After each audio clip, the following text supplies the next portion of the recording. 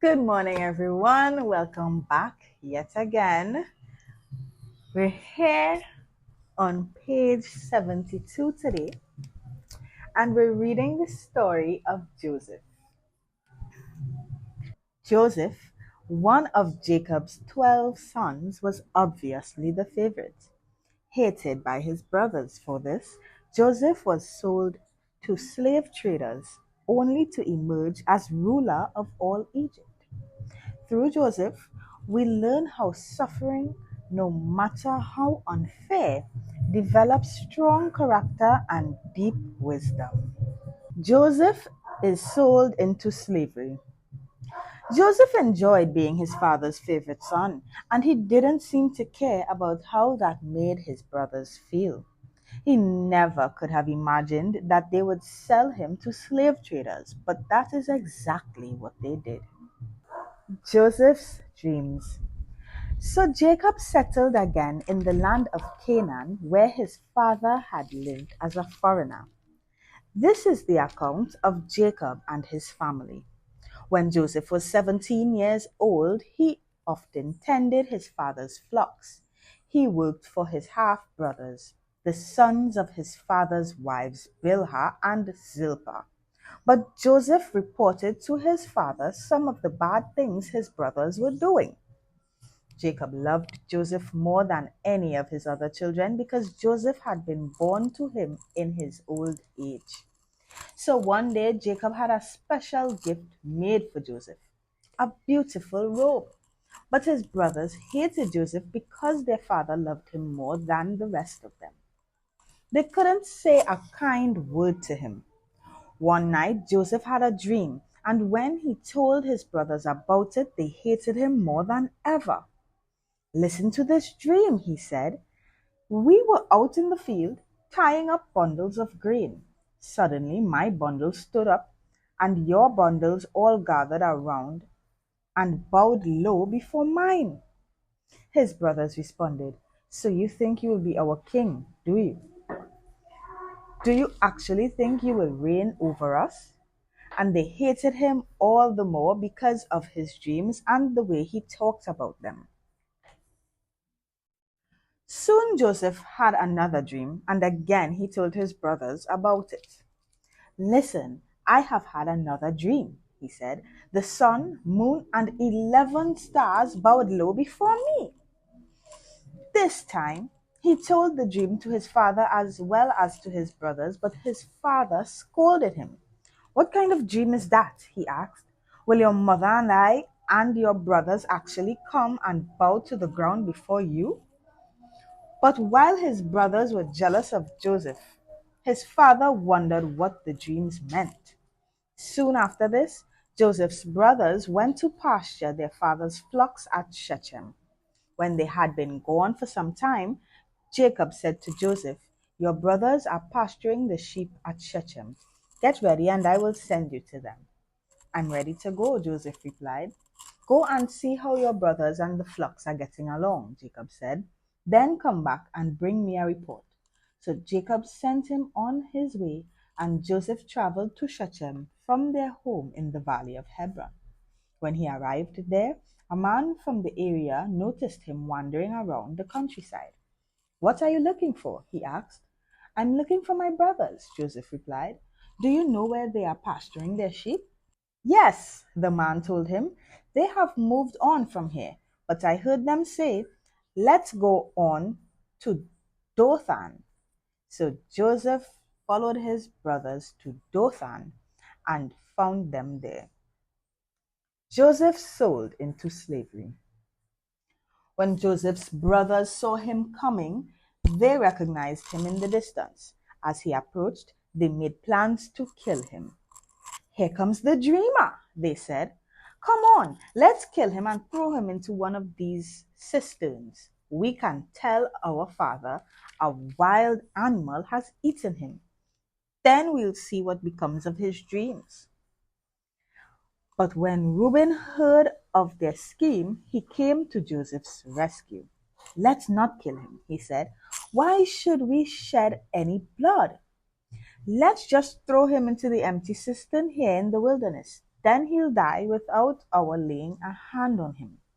Reuben was secretly planning to rescue Joseph and return him to his father. So when Joseph arrived, his brothers ripped off the beautiful robe he was wearing. Then they grabbed him and threw him into the cistern. Now the cistern was empty, there was no water in it. Then, just as they were sitting down to eat, they looked up and saw a caravan of camels in the distance coming toward them. It was a group of Ishmaelite traders taking a load of gum, balm, and aromatic resin from Gilead down to Egypt. Judah said to his brothers, "What will we gain by killing our brother? We'd have to cover up the crime. Instead of hurting him, let's sell him to those Ishmaelite traders. After all, he is our brother, our own flesh and blood." And his brothers agreed. So when the Ishmaelites, who were Midianite traders, came by, Joseph's brothers pulled him out of the cistern and sold him to them for 20 pieces of silver. And the traders took him to Egypt. Some time later, Reuben returned to get Joseph out of the cistern. But when he discovered that Joseph was missing, he tore his clothes in grief. Then he went back to his brothers and lamented, "The boy is gone. What will I do now?" Then the brothers killed a young goat and dipped Joseph's robe in its blood. They sent the beautiful robe to their father with this message: "Look at what we found. Doesn't this robe belong to your son?" Their father recognized it immediately. "Yes," he said, "it is my son's robe. A wild animal must have eaten him. Joseph has clearly been torn to pieces." Then Jacob tore his clothes and dressed himself in burlap. He mourned deeply for his son for a long time. His family all tried to comfort him, but he refused to be comforted. "I will go to my grave mourning for my son," he would say, and then he would weep. Meanwhile, the Midianite traders arrived in Egypt, where they sold Joseph to Potiphar, an officer of Pharaoh, the king of Egypt. Potiphar was captain of the palace guard. Now we're going back into synopses.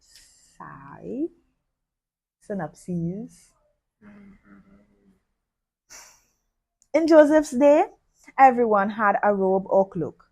Robes were used for warmth, to bundle up belongings for a trip, to wrap babies, to sit on, or even to serve as a security for a loan. Most robes were knee-length, short-sleeved, and plain. In contrast, Joseph's robe was probably of the kind worn by royalty, long-sleeved, ankle-length, and colorful. The robe became a symbol of Jacob's favoritism toward Joseph, and it aggravated the already strained relations between Joseph and his brothers. Favoritism in families may be unavoidable, but its divisive effects should be minimized. Parents may not be able to change their feelings toward a favorite child, but they can change their actions toward the others. Joseph's brothers were already angry over the possibility of being ruled by their little brother. Joseph then fueled the fire with his immature attitude and boastful manner. No one enjoys a braggart. Joseph learned this the hard way. His angry brothers sold him into slavery to get rid of him. After several years of hardship, Joseph learned an important lesson. Because our talents and knowledge come from God, it is more appropriate to thank Him for them than to brag about them. Later, Joseph gave God the credit in Genesis 41:16. Could jealousy ever make you feel like killing someone? Before saying, "Of course not," look at what happened in this story. 10 men were willing to kill their younger brother over a robe and a few reported dreams. Their deep jealousy had grown into ugly rage, completely blinding them to what was right. Jealousy can be difficult to recognize because our reasons for it seem to make sense. But left unchecked, jealousy grows quickly and leads to serious sins. The longer you cultivate jealous feelings, the harder it is to uproot them. The time to deal with jealousy is when you notice yourself keeping score of others' recognition, awards, and achievements. The brothers were worried about bearing the guilt of Joseph's death. Judas suggested an option that was not right but would leave them innocent of murder. Sometimes we jump at a solution because it is the lesser of two evils, but still is not the right action to take. When someone proposes a seemingly workable solution, first ask, is it right? Although Joseph's brothers didn't kill him outright, they wouldn't expect him to survive for long as a slave. They were quite willing to let cruel slave traders do their dirty work for them. Joseph faced a 30-day journey through the desert, probably chained and on foot. He would be treated like baggage and once in Egypt would be sold as a piece of merchandise. His brothers thought they would never see him again, but God was in control of Joseph's life and had other plans. Reuben returned to the cistern to find Joseph, but his little brother was gone. His first response, in effect, was, "What will happen to me?" rather than, "What will happen to Joseph?" In a tough situation, are you usually concerned first about yourself? Consider the person most affected by the problem, and you will be more likely to find a solution for it. To cover their evil action, Jacob's sons deceived their father into thinking Joseph was dead. Jacob himself had deceived others many times, including his own father.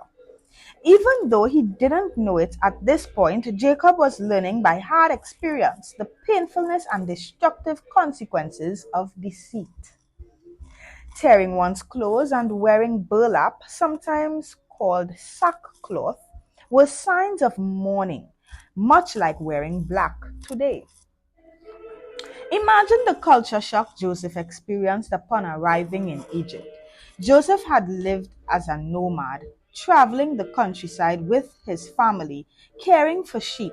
Suddenly, he was thrust into the world's most advanced civilization with great pyramids, beautiful homes, sophisticated people, and a new language. While Joseph saw Egypt's skill and intelligence at their best, he also saw Egyptians' spiritual blindness. They worshipped countless gods related to every aspect of life. We have a profile now to read on Joseph. As a youngster, Joseph was overconfident. His natural self assurance increased by being Jacob's favorite son and knowing of God's designs on his life was unbearable to his 10 older brothers, who eventually conspired against him. But this self assurance, molded by pain and combined with a personal knowledge of God, allowed him to survive and prosper where most would have failed. He added quiet wisdom to his confidence and won the hearts of everyone he met. Potiphar, the prison warden, other prisoners, the Pharaoh, and after many years, even those 10 brothers. Perhaps you can identify with one or more of these hardships Joseph experienced. He was betrayed and deserted by his family, exposed to sexual temptation, and punished for doing the right thing. He endured a long imprisonment and was forgotten by those he helped. As you read his story, note what Joseph did in each case. His positive response transformed each setback into a step forward. He didn't spend much time asking why. His approach was, "What shall I do now?" Those who met Joseph were aware that wherever he went and whatever he did, God was with him. When you're facing a setback, the beginning of a Joseph like attitude is to acknowledge that God is with you. There is nothing like his presence to shed new light on a dark situation. Strengths and accomplishments. rose in power from slave to ruler of Egypt, was known for his personal integrity, was a man of spiritual sensitivity, and prepared a nation to survive a famine. Weakness and mistake. His youthful pride caused friction with his brothers. Lessons from his life. What matters is not so much the events or circumstances of life, but our response to them. And with God's help, any situation can be used for good, even when others intend it for evil. Vital statistics: where, Canaan and Egypt. Occupation: shepherd, slave, convict, and ruler. Relatives: parents Jacob and Rachel. Siblings 11 brothers and 1 sister. Wife Asenath. Sons Manasseh and Ephraim. Key verse. So Pharaoh asked his officials, "Can we find anyone like this man, so obviously filled with the Spirit of God?" That was Genesis 41:38. We haven't reached there yet. Slight spoiler. Joseph's story is told in Genesis 30 to 50. He is also mentioned in Hebrews 11:22. Reuben. Parents are usually the best judges of their children's character. Jacob summarized the personality of his son Reuben by comparing him to water. Except when frozen, water has no stable shape of its own. It always shapes itself to its container or environment. Reuben usually had good intentions, but he seemed unable to stand against the crowd. His instability made him hard to trust. He had both private and public values, but these contradicted each other. He went along with his brothers in their action against Joseph while hoping to counteract the evil in private. The plan failed. Compromise has a way of destroying convictions. Without convictions, lack of direction will destroy life. Reuben's sleeping with one of his father's wives showed how little he had left of the integrity he had displayed earlier in life. How consistent are your public and private lives? We may want to think they are separate, but we can't deny that they affect each other. What convictions are present in your life at all times? How closely does Jacob's description of his son, unruly as a flood, describe your life? Strengths and accomplishments. Saved Joseph's life by talking the other brothers out of murder, and offered his own sons as a guarantee that he would protect Benjamin's life. Weaknesses and mistakes. Did not directly protect Joseph from his brothers, although as oldest son he had the authority to do so, and slept with one of his father's wives. Lessons from his life. Public and private integrity must be the same, or one will destroy the other. And the punishment for sin may not be immediate, but it is certain. Vital statistics: where, Canaan and Egypt. Occupation: shepherd. Relatives: parents Jacob and Leah. Siblings 11 brothers and 1 sister. Key verses: Reuben, you are my firstborn, my strength, the child of my vigorous youth. You are first in rank and first in power, but you are as unruly as a flood, and you will be first no longer. For you went to bed with my wife. You defiled my marriage couch. That was Genesis 49:3-4, and we ain't reached there yet. Reuben's story is told in Genesis 29-50. And that was the readings of the morning. Thank you all so much for watching. Make sure you all follow us on Twitch. Subscribe to the YouTube channel, like the video, and we'll see you all tomorrow. Bye.